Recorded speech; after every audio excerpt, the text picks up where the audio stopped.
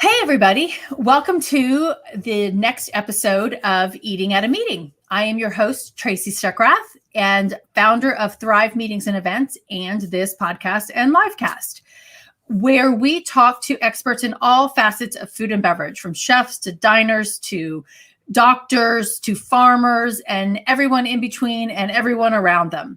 Today, I'm excited to welcome to the show a cocktail guru, actually the cocktail guru, Jonathan Pogash.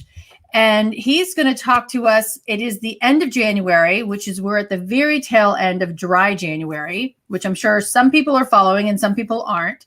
But we're going to talk about cocktails and mocktails. So Jonathan, welcome. Thank you. Thanks for having me. Well, before we get started, let everybody know, you are the original cocktail guru. So tell us what the cocktail guru is. Sure. Well, I originally went to college for theater. So I moved to New York City to become an actor. And that's when I started getting into the bar business.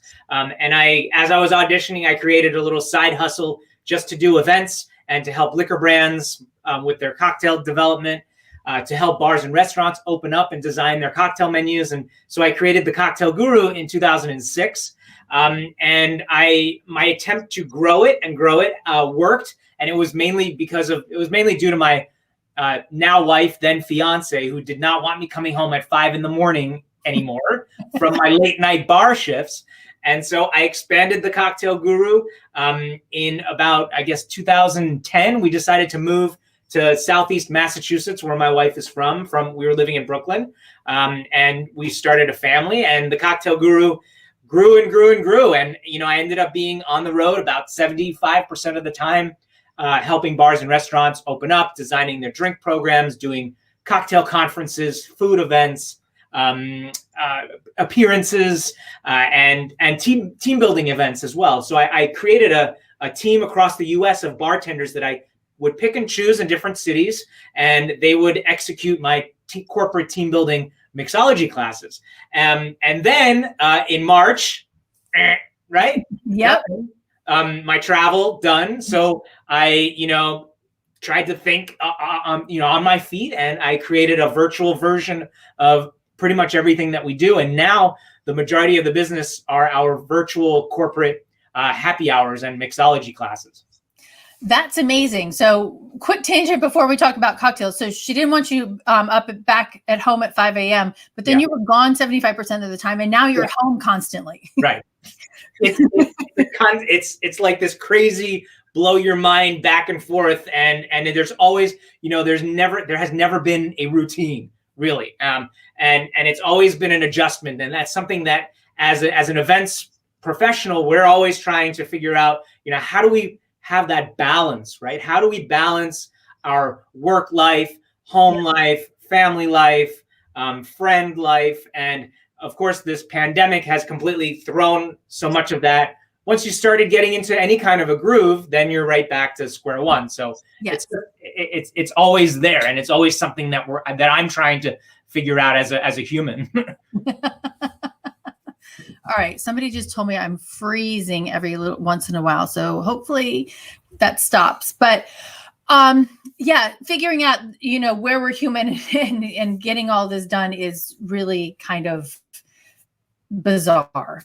Yeah. But so let's talk cocktails and mocktails. And a statistic I put online the other day to promote this session is that Meetings and Conventions magazine a couple of years ago surveyed meeting planners and found out that 70% of them think that alcohol is somewhat important to very important to their events.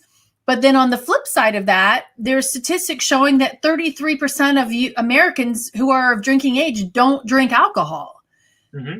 So how do we find a balance in that? And especially that balance that is not just water and soda as the option for those people who don't drink alcohol.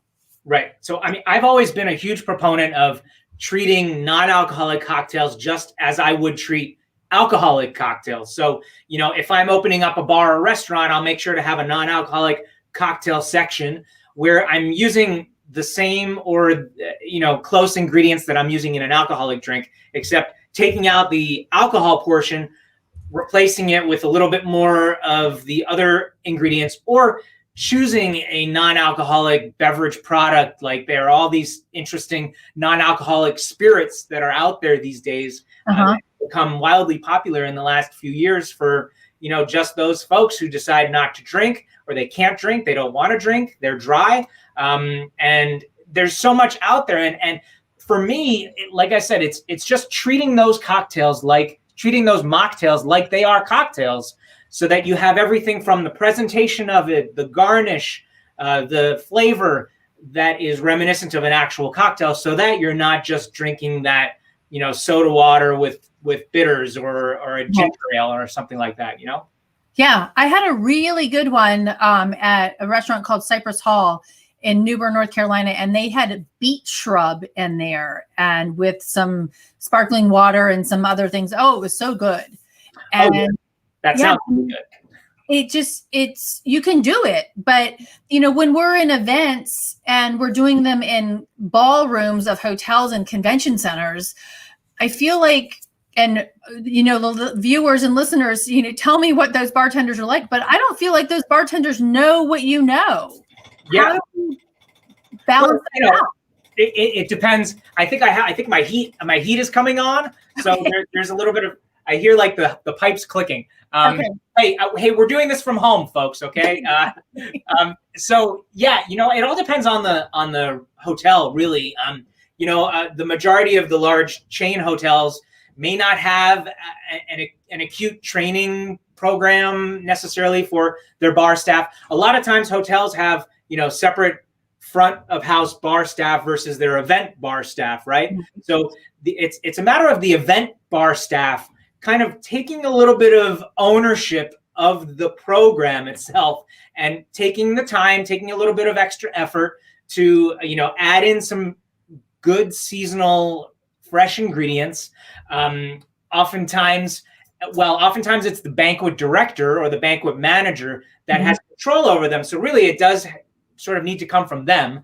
And if for large scale events, they're probably batching out the cocktail, whether it's a simple, margarita or a cosmopolitan, they're making it in a large batch. But why not just make a separate batch of the non-alcoholic ingredients in that drink, so that could be an option for someone who wanted a mocktail? Right.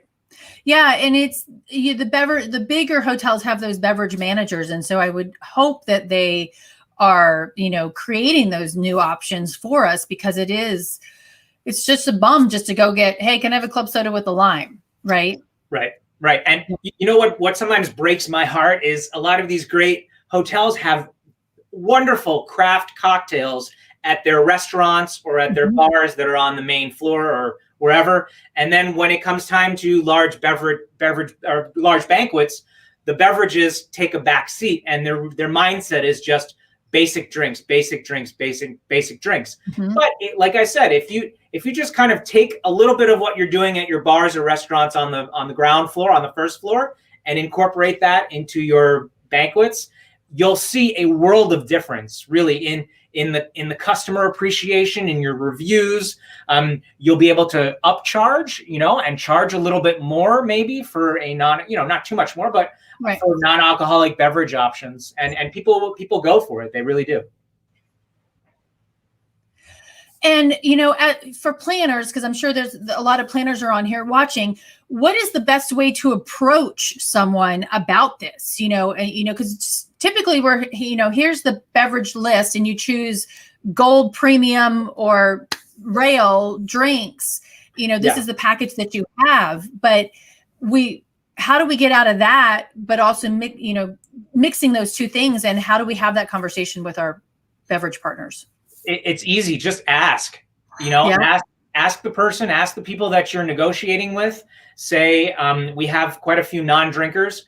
I'd love a signature non-alcoholic cocktail, or a version of the alcoholic drink made as a mocktail. And I would hope that anyone would be willing to do that. Yeah, you would hope so. Exactly.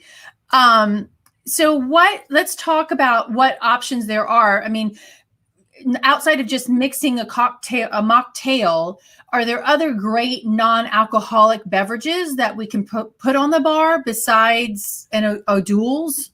And yeah, O'Doul's. I know, right? Yes, like I was mentioning before, there are these great non-alcoholic spirits. So these are products that are made to mimic the qualities of alcoholic beverages, but they don't have any alcohol in them. There are a couple of different brands that are out here these days. This is a brand called Lyres, L-Y-R-E. This is their dark cane spirit. So it's meant to mimic a dark rum. They also make a London spirit, which is meant to mimic gin. They make tequila spirit. And there's also a company called Seedlip.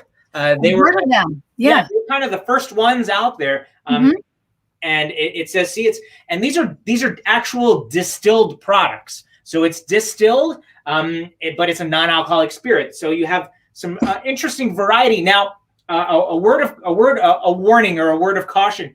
These are actually the same price, or sometimes a little bit more than an alcoholic version of it would be. So you'll want to, compensate for that. Another really cool option, and this is a very easy fix for large scale events, is you have so many great craft sodas that are out there these days, right? And just having one or two interesting options for folks, like, for example, all banquet bars will have tonic water, right? But there's a company called Fever Tree. This is an elderflower tonic. So it's a little bit of a kind of a step up. And if you've got a ginger beer, great. This is a company called Q. They're out of Brooklyn. They make some delicious ginger beer. So, adding in that extra option. Oh, one thing I also wanted to mention is, having an interesting selection of cocktail bitters. Okay. So bitters, I don't know if you're familiar at home. Cocktail bitters are used in regular cocktails. So, for example, Angostura bitters is the most well-known. That's used in a Manhattan, in an old-fashioned. A lot of people will add a couple of dashes of this in club soda or ginger ale to make it a little bit jazzier, and also to help with digestive issues, because it's originally a medicinal tonic. But something like Angostura bitters is actually alcoholic, right? So it's 44.7% alcohol. If you don't have a problem with having a couple of dashes, great. But some people even do have a problem with even having just a couple of dashes of bitters. So there are bitters companies that make non-alcoholic bitters. So Fee Brothers, all of their bitters are non-alcoholic. And yeah, I mean, those are some really great. That's a really good thing to point out, because you think just that little dab of that, but that is still alcohol. And if you're religious based, or you're dry, or you're allergic to it, or whatever, I mean, that's really important to know, even with that. Right. A lot of folks don't realize, because Angostura bitters you can get in all grocery stores, right? It has actually been grandfathered in, and it is considered a food product. Like you go and you'll get a vanilla extract, but vanilla extract has alcohol in it. But if you're cooking with it, the alcohol burns off. If you're cooking with this, the alcohol will burn off. But if you're adding a couple of dashes, it is still alcoholic. And it really depends on how stringent you are with that. Right. That's really important. And now tell me, Shrubs. What are Shrubs? Yeah, so Shrubs are a vinegar-based beverage, usually a syrup, and they are actually a traditional New England colonial beverage from the 18th century. And normally it has some sort of vinegar base. So when I make a shrub, I'll use apple cider vinegar usually, and then you'll have some sort of fruit involved, and then sugar. So there are a couple of ways of making a shrub. It's a drinking vinegar basically, but a little bit more concentrated. You can do a slow shrub method where you take a big jar, you'd put, let's say, some raspberries and strawberries, sugar, vinegar, and let it sit for a couple of days. And then the sugar and the juices from the fruit will start to kind of work together. And then you'll have basically a fruit vinegar syrup. I tend to do a little bit of a quicker method. So I'll make a syrup first, Okay.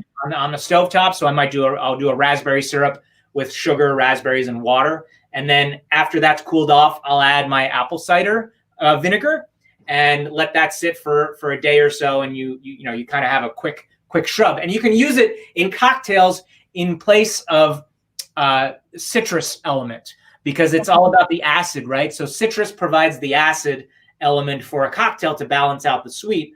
With a shrub, you could potentially use it as a citrus and even the sweet part of a cocktail. So it's kind of kill two birds with one stone, Okay, awesome. And that's in a lot of mocktails, regular cocktails, but also a lot of mocktails.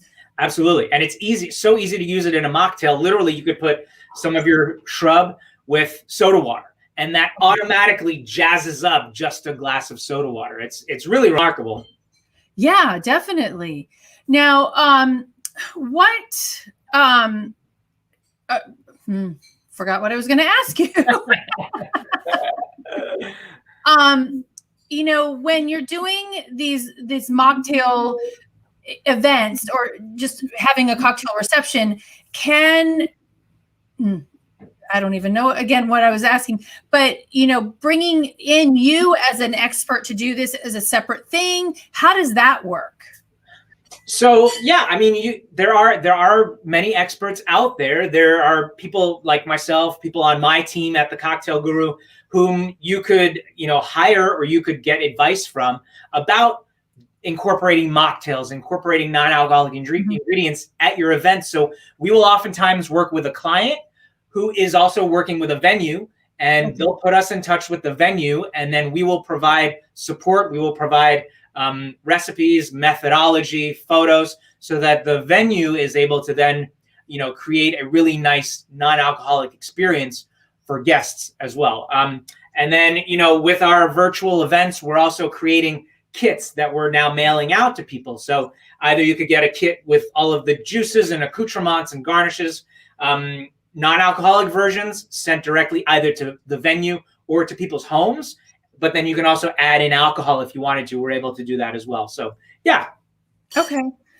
And I have no idea. You just keep talking and all these ideas pop into my head. But, doing it virtually, how have you, I know what the original question was, but how has that worked? Has that worked really well, doing them online? Yeah, it really has. I mean, I never thought that this would be what I would be doing. And it's so funny because before the pandemic, that's what I would say about my work as well. I never thought that I would be doing this in this industry after wanting to be an actor for so many years. But sometimes you fall into it, right? Right. And so we're kind of trying to figure out what's next and trying to figure out what to do to sustain us. And this has worked out really well. A, I'm not traveling. B, I'm able to still be creative and design some great cocktails for clients. And C, I'm able to work with my team, many of whom have been laid off from their bar jobs. Right. So we're able to put them back to work, and they're all across the US, and they do these virtual events for us. And I'm able to work with amazing corporate event planners and people at these really great organizations. And I've worked with lots of nonprofits as well for some of these events. So it's really been great. It's been a whirlwind. That's so cool. Now, my original question was, so we were talking about the bitters and them having alcohol. What about, allergens? And when you were talking about the bitters, it reminded me of a story from London a couple of years ago where a woman had an allergic reaction because egg was put in the drink that she was having, and it was part of the drink, but it wasn't disclosed on the menu. And right. So she had an anaphylactic reaction. But, how do we know? And I'm sure Camper English. Oh, yes. Yeah. He is the top of the top when it comes to allergens. So yes. Look him up. He dedicates his time.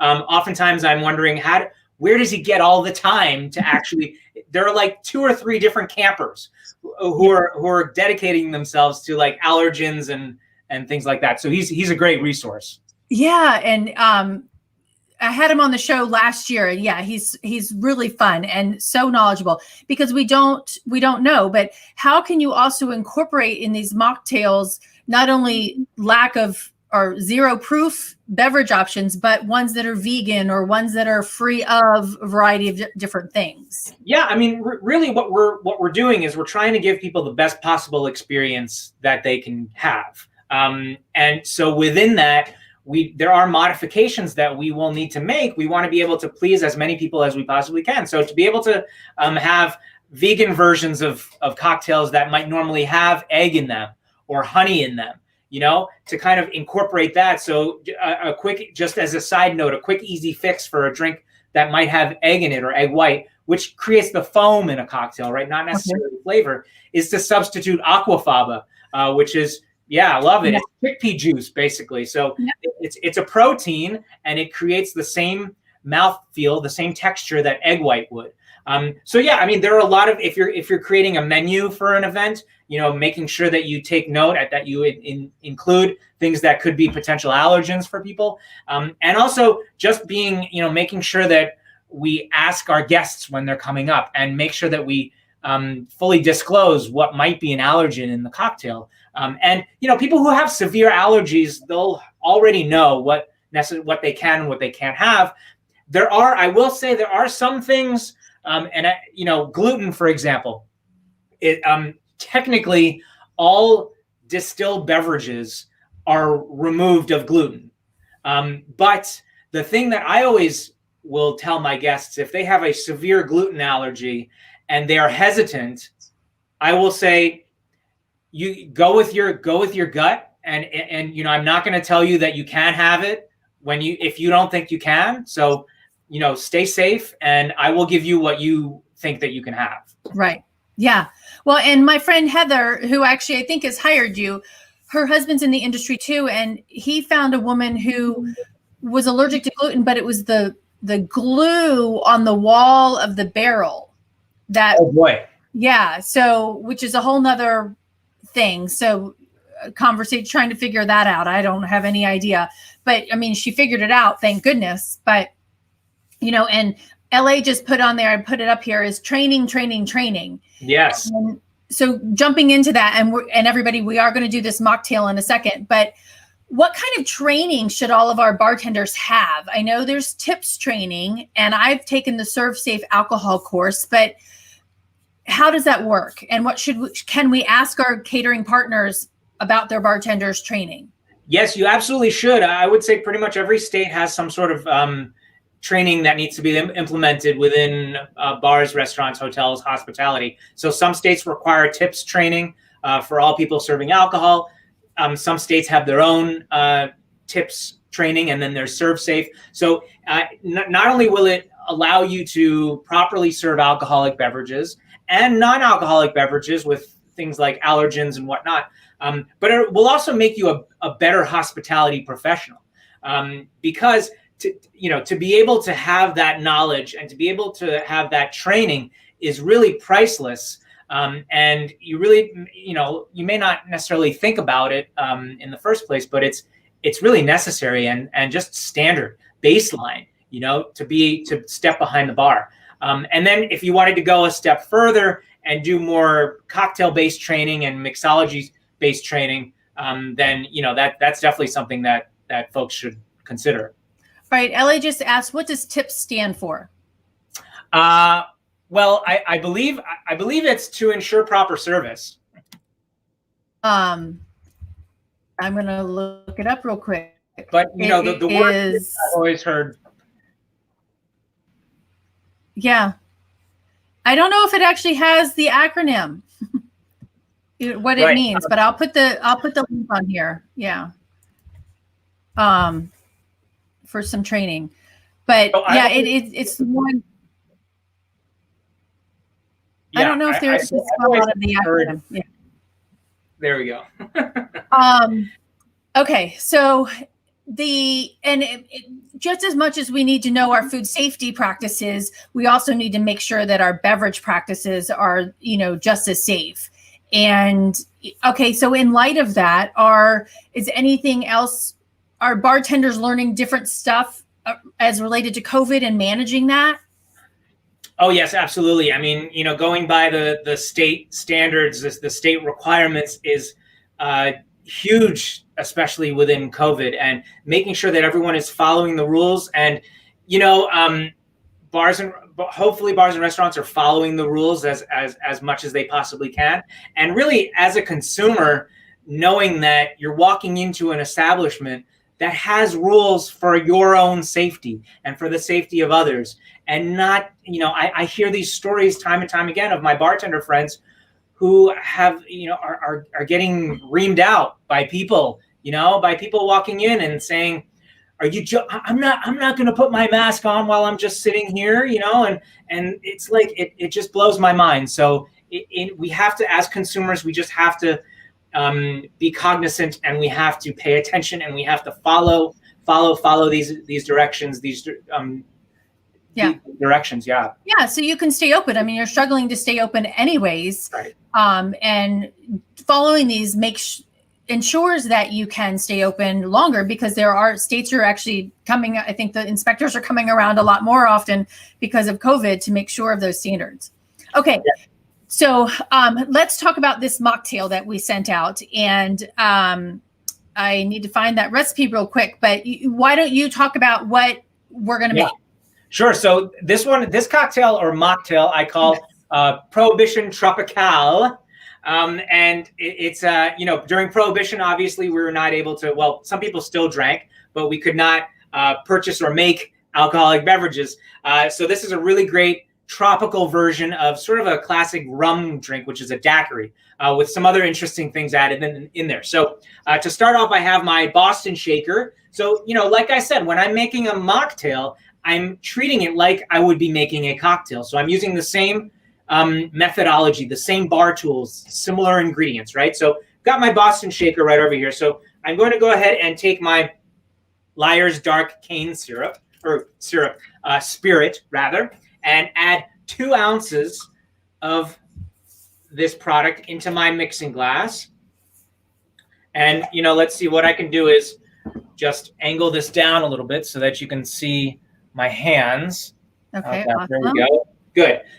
So now what I'll do is take some pineapple juice to add a little bit of tropical flavor. And I'm doing 3/4 of an ounce of pineapple juice directly into the mixing glass.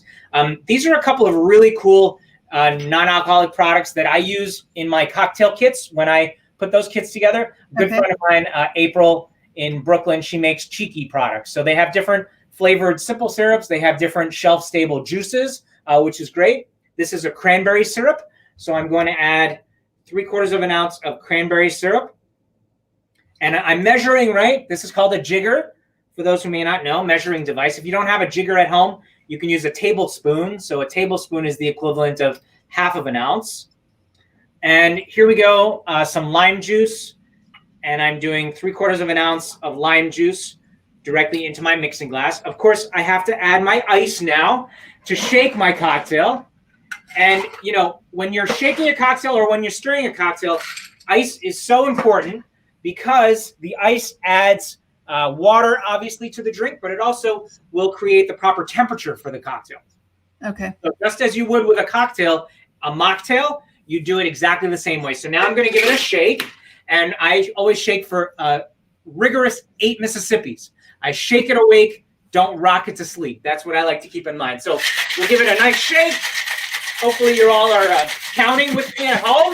I think that's like a 6 Mississippi, 7, and 8 Mississippi. There we go. Okay, and what was the other statement you said? Rock? Oh, shake it awake, don't rock it to sleep. Okay. That's an important one to keep in mind. And non-alcoholic or alcoholic, use really nice glassware. This makes a difference. It really does. So I have my cocktail coupe right over here, and we just strain it out in my glass. And of course, garnish, another very important aspect of all mixed drinks. So, in our cocktail kits, we also send out these dehydrated citrus wheels, which are really cool. Obviously shelf stable. So I go ahead and just lay this down right on top, and you have the Prohibition Tropical. Okay, leave that there. I'm going to take a picture of us. Nice. Awesome. And LA said bottoms up. Bottoms up. And you'll see there's a really nice texture to this drink. The pineapple juice kind of adds a really nice foam to the cocktail. And then when you shake it properly, obviously, very good. It's really nice. So does that taste, what does that taste like? It tastes similar to a tropical rum cocktail. Okay. And if you were to take any of these non-alcoholic spirit products, like their tequila version, or their sometimes they make like a Campari type of non-alcoholic spirit, and you're going to get those similar essences. That's so fun. LA says it looks delicious, and it does look delicious to me. So just so everybody knows, I did not make it myself at home because pineapple makes my throat swell. And I also noticed that online, the Liars, is that right? Liars, yes. Yeah, says that it's gluten-free, but it contains malt barley on there, malt barley syrup on there. Right. But your bottle doesn't say that, right? My bottle says that it contains barley malt extract. Okay. Yep. And that is still, even though online it says it's gluten-free, that is definitely not gluten-free. Yeah. So, yeah. Barley malt extract. I don't know. Yeah. I mean, I can't, I could potentially reach out to the company to see, but they have other products. It's possible that this is the only one, or the cane spirit one, because it's supposed to mimic rum, which is sugar cane based. Right. Maybe that's why they have that in there. I don't know. Okay. So just out of curiosity, so all of these non-alcoholic drinks are coming out. What pushed them to this? I mean, the 33% of people who don't drink alcohol, or is something else? Yeah. I mean, I think it came from the trade, from the beverage industry, and the creativity that is being shown with non-alcoholic drinks around the world. These companies wanted to get in on that and market it, and market their products to those bars and restaurants, and to have them on their menus, and to be able to make a cocktail that very closely resembles the alcoholic version of that drink. So I really think it came from bartenders. I really do. Okay. Well, that's good, because they're looking out for their clients, and they're the ones that are making the drinks. Right. Exactly. Yeah. The bartenders, they're the gatekeepers. Yeah, definitely. Just like servers are when they're serving you something to eat, right? Yeah. Right. And should know what they're serving. Right. So are there any other hints and tips and tricks that you have for planners as they're designing bars for their events, or hosting bars for their events? I mean, I think thinking outside of the box when it comes to non-alcoholic drinks and alcoholic drinks, working with people who are experts in those fields. Hello. And asking for help, and trying to figure out how we can, obviously it's so hard to please everybody, right? And even if you're trying to please a certain person or a certain group of people, they may not be pleased. And so it's really just, we're doing our best. We're trying to give everyone that optimal, that best possible experience that they possibly can. And just knowing that's what you're trying to do, I think will go a long way. And having conversations with them too, I mean, if somebody notes that they have an allergen or they're kosher or whatever, I mean, having a conversation with them, even about their drinks, adds so much more to that experience, and makes them feel more included in that. Right. Being open and honest. Whenever we're doing our large scale virtual classes, and we're getting addresses from these corporate clients so that we can send them the kits, we'll always include a line item, a column. Would you like alcoholic or non-alcoholic? And then please list any allergies. So just those simple two things when you're creating your guest list, or when you're asking your guests to register, right? Just doing that, and that will create a really nice experience. That's awesome. Now, two final questions. What about sustainability? How can we be more sustainable with our mocktail cocktail programs? It's tough, because COVID really threw a lot of that out the door. We were getting on such a nice trend of eliminating straws and disposables and things like that. But now we're back on to the disposables, and that's really what a lot of places are doing. The days of the metal straw in your cocktail are, it's on the horizon. So slowly but surely, we'll be able to get back there, but it's not quite there yet. But just keeping in mind that, once everything gets back to normal, we'll want to really just get back there, utilizing less paper, less plastic. There are sustainable spirit production and liquor production and ingredient practices. And taking note of who's doing things ethically and where they're coming from, and just there is a lot to think about. It can be overwhelming at times, but just taking note of some of these things will help. Well, and on Friday I watched the Good Food Awards. Are you familiar with them? I'm not. So it started by Alice Waters of Chez Panay, who's huge local, but the Good Food Awards has multiple categories. And so they have spirits and they have beers, and they're recognizing local purveyors who are doing sustainability practices in their distilling their alcohols and beers. So I'll send you the link to that. And they just announced their new winners, and there's winners from all over the country. Cool. And they've been doing, I think this is the 10th year. So there's a lot of different companies out there that are doing it, but I'll make sure that I send you that link. Great. Yes. So the final question that I ask everybody is, what is your favorite food? But I want to know, as the cocktail guru, what is your favorite beverage?